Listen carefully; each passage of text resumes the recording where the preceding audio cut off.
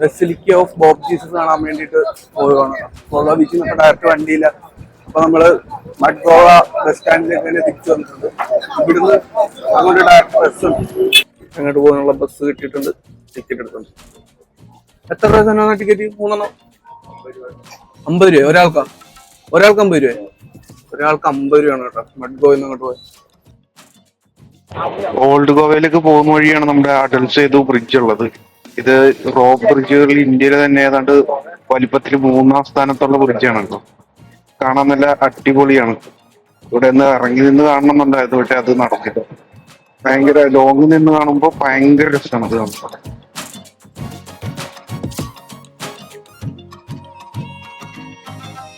നമ്മള് ഓൾഡ് ഗോവയിൽ എത്തിയിട്ടുണ്ട് കേട്ടോ. ഇവിടുന്ന് ജസ്റ്റ് നടക്കാനുള്ള ദൂരമുള്ളൂ ഈ പറഞ്ഞ പള്ളിയിലേക്ക്. നമുക്ക് എന്തായാലും നടന്നങ്ങോട്ട് പോവാം. പള്ളിയിലേക്കുള്ള വഴിയുടെ 2 സൈഡിലും നിറച്ച് കച്ചവടക്കാരാണ് കേട്ടോ.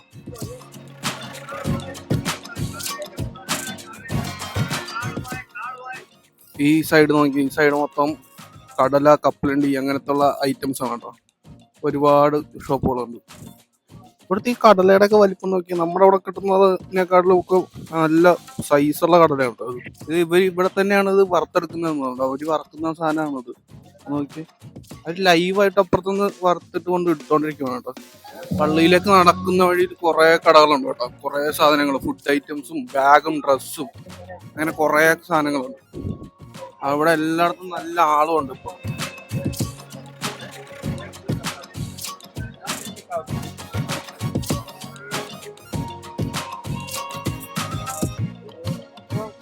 ലെമൺ സോഡ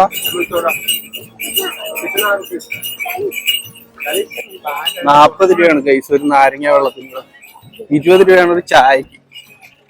നല്ല കത്തി വില.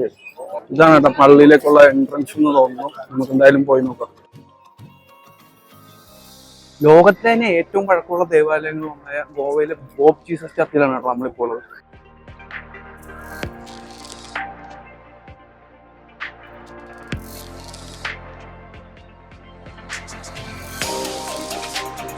ഏകദേശം 100 വർഷങ്ങൾക്കും അധികം പഴക്കമുണ്ട് കേട്ടോ ഈ പള്ളിക്ക്.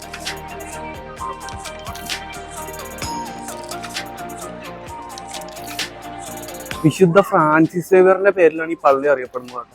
യുനെസ്കോയുടെ ലോക പൈതൃക കേന്ദ്രങ്ങളുടെ പട്ടികയിൽ ഇടം പിടിച്ചിട്ടുള്ള ഒരു പള്ളിയാണ് കേട്ടോ. ഗോവയിലെ തന്നെ നല്ല വേൾഡിലെ തന്നെ ഏറ്റവും പഴക്കം ചെന്ന പള്ളികളിൽ ഒന്നാണ് ഗോവയിലെ ഈ ബസിലിക്ക ഓഫ് ബോബ് ജീസസ്.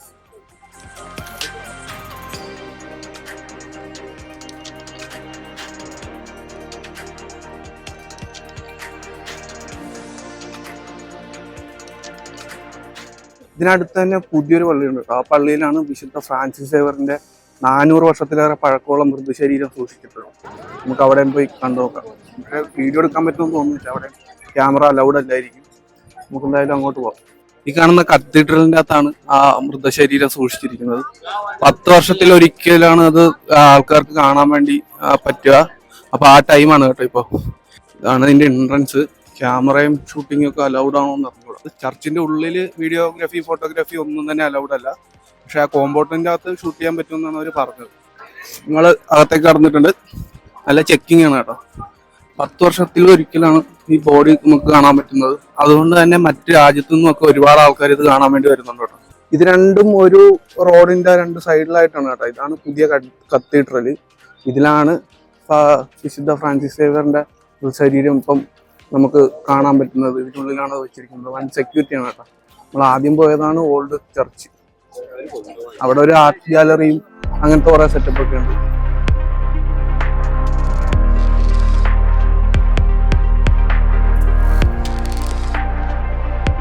പറഞ്ഞ പോലെ ആ മൃതശരീരം മരിച്ച അതേപടി അവിടെ അങ്ങനെ തന്നെ ഇരിക്കുകയാണെന്നൊന്നുമില്ല. വ്യത്യാസങ്ങളും മാറ്റങ്ങളൊക്കെ ഉണ്ട്. പക്ഷെ ഒരു സാധനം സൂക്ഷിച്ച് വെച്ചിട്ടുണ്ട്. പിന്നെ പള്ളിയുടെ അകമൊക്കെ ഒന്ന് കാണേണ്ടത് തന്നെയാണ്. ഭയങ്കര രസമാണ് കാണാൻ. അത് ഈ കത്തീഡ്രലിന്റെ ആണെങ്കിലും ബസിലിക്ക ഓഫ് ബോബ് ജീസസിന്റെ അകത്താണെങ്കിലും ബസിലിക്ക ഓഫ് ബോബ് ജീസസിന്റെ അകം വശമാണെങ്കിലും ഒക്കെ ഭയങ്കര രസമായിട്ടാണ്. അതിന്റെ അകത്ത് ഷൂട്ട് ചെയ്യാനൊന്നും നമുക്ക് പറ്റാത്തതുകൊണ്ട് വീഡിയോ കാണിച്ചു തരാൻ പറ്റില്ല. അതുകൊണ്ടിട്ട് തന്നെ നിങ്ങൾ എന്തായാലും എന്തായാലും കണ്ടു നോക്കും. ഗോവയിലുള്ള ആരെങ്കിലും ഈ വീഡിയോ കാണുന്നുണ്ടെങ്കിൽ അപ്പൊ എന്തായാലും ഈ ചർച്ചിൽ വരെ ഒന്ന് വന്നു നോക്ക്. കാരണം എന്താന്ന് വെച്ചാൽ 10 വർഷം കൂടുമ്പോഴേ ഈ മൃതശരീരം നമുക്ക് കാണാൻ പറ്റുള്ളൂ. അപ്പം ഈ വരുന്ന ജനുവരി 4 വരെ മറ്റേ ഇത് നമുക്ക് അലൗഡ് ഉള്ളൂ. അത് കഴിഞ്ഞാൽ പിന്നെ 10 വർഷം കഴിഞ്ഞാലേ നമുക്കത് കാണാൻ പറ്റുള്ളൂ. അപ്പം ജനുവരി 4 മുമ്പ് ഗോവയിൽ വരാൻ പാടുള്ളവരും ഗോവയിൽ ഇപ്പോൾ ഉള്ളവരും എന്തായാലും ഇത് മിസ് ചെയ്യണ്ട, ഒന്ന് കണ്ടുപോകും.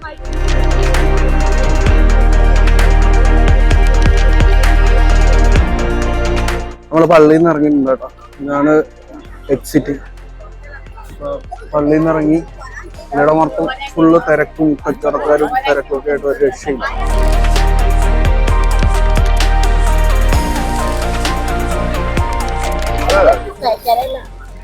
How much? 100 rupees each. This also is pork. This is beef. Beef. You want to eat this? 100 rupees. 100 rupees. ഇത് പള്ളിയുടെ പുറത്തുള്ള ഒരു കടയാണ് കേട്ടോ. കുറെ ടൈപ്പ് മിഠായിസും കാര്യങ്ങളൊക്കെ ഉണ്ട്. ഏതെടുത്താലും 20 രൂപ. നോക്കിയേ നമ്മുടെ നാട്ടിൽ കിട്ടുന്ന പപ്പടം 20 രൂപ കേട്ടോ. പപ്പടം, മിഠായി, അങ്ങനെ കുറെ സാധനങ്ങൾ ഏതെടുത്താലും 20 രൂപ. ടാറ്റു അടിക്കുന്ന ഒരുപാട് കടകളുണ്ട് കേട്ടോ. പെർ ഇഞ്ച് 200 രൂപ. കളർ ടാറ്റു പെർ ഇഞ്ച് 300 രൂപ. ഇവിടുന്നൊക്കെ അടിക്കാണ്ടിരിക്കുന്നതായിരിക്കും നല്ലത്. അടിച്ചു കഴിഞ്ഞ് അടിക്കുന്ന ഡിസൈൻ എന്താകുമെന്നോ അല്ലെങ്കിൽ കഴിക്കുന്നത് പറ്റുമെന്നോ പറയാൻ പറ്റൂല. പക്ഷെ കുറെ പേര് ഇന്ന് അടിക്കുന്നുണ്ട്. ഈ സനുവണ്ണൻ ഇവിടെ കപ്പലിൻ്റെ വില ചോദിക്കുന്നുള്ള വ്യാജേന ഉള്ള കടകളിൽ നിന്നൊക്കെ സാമ്പിൾ കപ്പലണ്ടി വാരി തിന്നോണ്ടിരിക്കും. നമ്മൾ അവരോട് ചോദിച്ചപ്പോൾ ഒരു കയറി വീഡിയോ എടുത്തോളം പറഞ്ഞിട്ടുണ്ട്. ഇതാക്കാണെന്ന സാധനത്തിലാണ് അവർ ഈ കപ്പലണ്ടി സാധനമൊക്കെ വറക്കുന്നത് കേട്ടോ. ഇത് നമ്മളവിടെ ഒന്നും അത്ര കണ്ടിട്ടില്ല ഞാൻ. അപ്പം അങ്ങനെ ഒരു വെറൈറ്റി തോന്നിയിട്ട് കയറി നോക്കിയതാണ്. ഇതിലാണ് ഇവർ കപ്പലണ്ടി വറക്കുന്നത്. ഈ സാധനത്തിൻ്റെ അകത്ത് മണ്ണല്ലേ, ഇതിൻ്റെ അകത്ത് മണ്ണാണുള്ളത്. അപ്പോൾ ഈ മണ്ണ് ഇതിൻ്റെ അടിയിൽ നമ്മൾ തീയിട്ടിട്ട് നമ്മുടെ സാധാരണ ചട്ടിക്കകത്ത് മണ്ണിട്ട് കപ്പലിന് വറക്കുന്ന ആ ഒരു സെറ്റപ്പ് തന്നെ. അതിൻ്റെ നമ്മുടെ ചീനച്ചട്ടി വയ്ക്കുന്നത് അതിന് പകരമായിട്ടുള്ളൊരു സാധനമാണ്. ഓക്കെ. എൻ്റെ പൊന്നി ഇവിടെ നമ്മുടെ കപ്പലണ്ടി കൂട്ടിയിട്ടേക്കുന്നത് നോക്കി, വിരിച്ചിട്ടേക്കുന്നത് നോക്കാം. ഇതെല്ലാം ഇനി വറക്കാൻ വേണ്ടിയിട്ട് അവർ വിരിച്ചിട്ടേക്കുന്നത് നോക്കാം. അധികം വൃത്തിയൊന്നുമില്ല. നല്ല ചൂടാണ് കേട്ടോ അതിൻ്റെ അകത്ത്. ഈ അടുപ്പ് ഇങ്ങനെ കത്തിച്ച് വെച്ചേക്കുന്നതുകൊണ്ട് നല്ല ചൂടാണ്. പുള്ളി അത് വാരി ഇപ്പം ഇടാൻ പോവാണ്. നമ്മളവിടെയൊക്കെ വറക്കുന്നതിൻ്റെ വേറൊരു സ്റ്റൈൽ. അടുപ്പ് കണ്ടോ, നമ്മൾ ആദ്യം കണ്ട സ്ഥലത്തുള്ള അടുപ്പുണ്ട്. ഇത് അതുപോലെ തന്നെ വേറൊരു സാധനം, വലിയ ചട്ടി വെച്ചിട്ട് അതിൻ്റെ അകത്തേക്ക് ഇതിട്ടിട്ട് വറക്കാൻ പോവാം. എപ്പനാണ് ഉണ്ടാക്കുന്നത്. ടൂള് നോക്കിയാൽ നമ്മുടെ അവിടുത്തെ മറ്റേ സാധനമൊന്നും അല്ലത്. നമ്മുടെ അരിവയുടെ ഒക്കെ ഒരു വലിയൊരു ടൈപ്പ് സാധനം, അത് വെച്ചിട്ടാണ് കേട്ടോ അവർ ഇളക്കുന്നത്. നമ്മുടെ നാട്ടിലൊക്കെ തന്നെയുള്ള അത്തരം ടൈപ്പ് മണ്ണ് തന്നെയാണ്, നമ്മുടെ ബീച്ച് സൈഡിലുള്ള മണ്ണ്. പക്ഷെ ആ കപ്പലിനെ ഇട്ടിട്ടുണ്ട്. ഇങ്ങനെ ഇട്ടാണ് ഒരു ദിവസം ഇവരെന്തോരം കപ്പലണ്ടി ഇങ്ങനെ വറുത്ത് വയ്ക്കുന്നുണ്ടാവും. ഒരു രക്ഷയില്ലാത്ത ചൂടാണ് അടിച്ചോണ്ടിരിക്കുന്നത്. ഞാനിപ്പോ മൊത്തത്തിൽ വിയർത്ത് വിളിച്ചിട്ടുണ്ട്. ആ കപ്പലിൽ വറക്കുന്ന സാധനത്തിന്റെ വീഡിയോ എടുക്കാൻ വേണ്ടി അതിന്റെ അടുത്ത് നല്ല ചൂടാണ് കേട്ടോ. അത് അതിന്റെ അടുത്ത് ചെന്നിട്ട് ഐഫോണിന്റെ ടെമ്പറേച്ചർ കൂടി ഐഫോൺ ഓഫ് ആയിപ്പോയി ഗൈസ്. നമ്മള് ബസ് സ്റ്റോപ്പിലേക്ക് നടന്നുകൊണ്ടിരിക്കണം. വഴിയോര കച്ചവടക്കാരുടെ ഒരു കേന്ദ്രം തന്നെയാണ് കേട്ടോ. ഒരു രക്ഷയില്ല. അതിന് മാത്രമുണ്ട് കടകളും കുറെ വെറൈറ്റി സാധനങ്ങളും ഒക്കെ ഉണ്ട്. അതുപോലെ തന്നെ ആളും ഉണ്ട്, മേടിക്കാനും ആളുണ്ട്. അതാണ് മെയിൻ. എല്ലാ കടകളും തിരക്കാണ്. ഒരുപാട് സ്നാക്ക് ഐറ്റംസിന്റെ കടകളുണ്ട് കേട്ടോ. മീൻസ് നമ്മുടെ നാട്ടിലൊക്കെ മറ്റേ 5 രൂപയ്ക്കും 10 രൂപയ്ക്കൊക്കെ ചെറിയ കവർ കിട്ടുന്ന കുറെ ടൈപ്പ് സ്നാക്സ് ഇല്ലേ, അതെല്ലാം ഇവിടെ നമുക്ക് മേടിക്കാം. അതുപോലെ തന്നെ അച്ചാറുകൾ, വെറൈറ്റി കുറെ അച്ചാറുകളൊക്കെ ഉണ്ട്.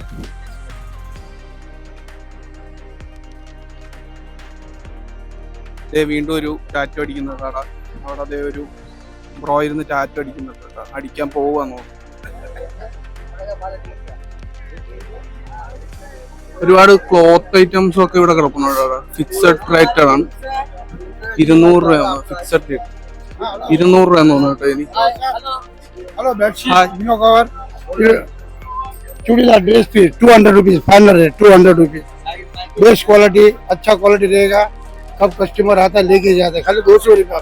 बेडशीट 350 में डबल बेड. 399 രൂപയ്ക്ക് ബെഡ്ഷീറ്റ്. അങ്ങനെ വില കുറവിൽ കുറെ സാധനങ്ങൾ ഇവിടെ കൊടുക്കുന്നു. പില്ലോ കവറൊക്കെ ഉണ്ട് കേട്ടോ. Okay okay.